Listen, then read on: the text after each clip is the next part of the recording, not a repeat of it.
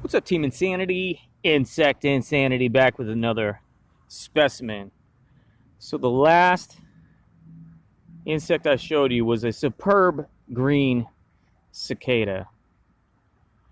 Well, this guy is the superb green cicada's worst nightmare. This is called the cicada killer. It is dead. I found it in a parking lot, but I figured we could pick it up and have a look. This is a male. The males do not have stingers, but if you were to handle a live one, it could certainly bite you. The females are even larger than this. This is a pretty big wasp.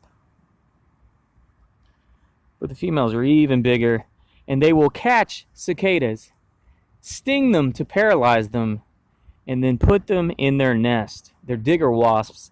They have underground nests. And that's in contrast to the paper wasps that build the paper nest that you see.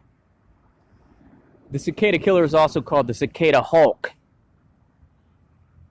And then you may have heard of the tarantula hawk, which is an even bigger wasp. That's a type of paper wasp, and they will catch tarantulas. I think around here in the eastern U.S., this is what people are mistaking for the murder hornets. But the murder hornet is a giant East Asian hornet, which about 5 specimens have been found in Washington State. Other side of the country, no murder hornets around here, just the occasional dead cicada killer.